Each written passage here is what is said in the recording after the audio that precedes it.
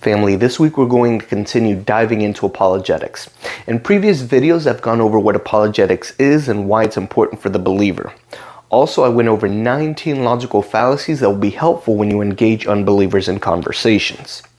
Since I do apologetic videos every other week, we're going to be spending a while talking about religions. How did they start? What do they believe? And how can we approach each one individually with the gospel? Just as with logical fallacies, much of my research comes from karm.org and other credible sources. Today and in the next couple weeks, we'll be focusing on Buddhism.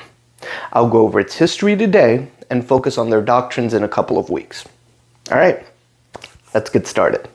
Most people can identify someone by the name of Buddha with Buddhism, but who was he and how did all of this start? Well, his birth name is Siddhartha Gautama. He's the person known to be Buddha, which stands for the enlightened one.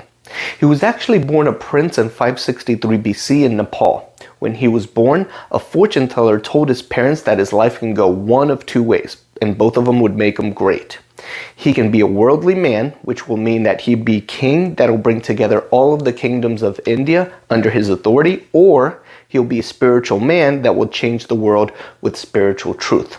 Well, it was an obvious choice for his dad. He wanted him to be king, so he gave him everything he could ever want or need.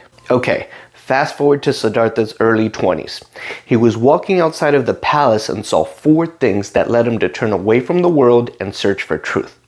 He saw a frail old man, someone who had disease, a corpse, and a monk asking for money.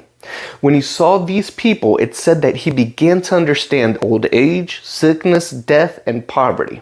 When he realized that every person was going to eventually suffer and die, he didn't care about his worldly possessions anymore.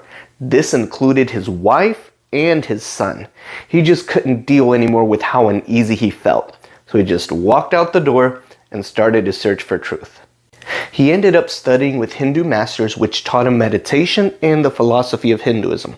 Apparently there was more out there that he was looking for because he believed that there was a truth that he hadn't learned yet. He ended up joining a group of people that tried to find enlightenment in extreme ways, including eating and drinking very little. It was so extreme that he would only eat 6 grains of rice per day and pushed himself to the point where he was starving. Ultimately, he decided that all of it was pointless. Alright, now we're coming to how he became Buddha. So he sat under this tree called the Bodhi tree, or tree of enlightenment. Basically, there was an evil spirit that tried to distract him with desire, pleasure, fear, and doubt. He wasn't shaken by the spirit and meditated all night.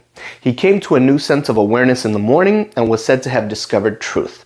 And just like that, he became Buddha.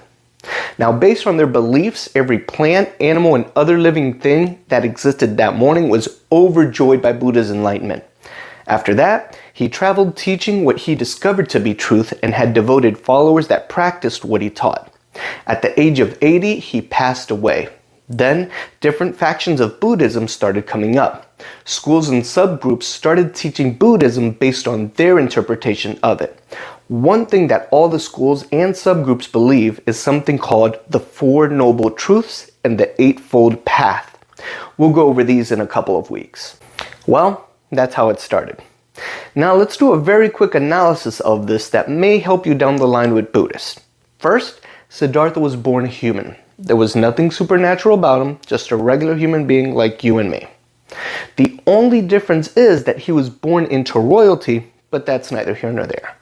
Also, these four people he saw moved him. I thought this was interesting because as Christians, the things that we see happening around us should move us to action. Yet many of us will either be content or tolerate it, basically just dealing with it. Clearly, he must have felt passionate about seeking truth. I mean, he left his family behind.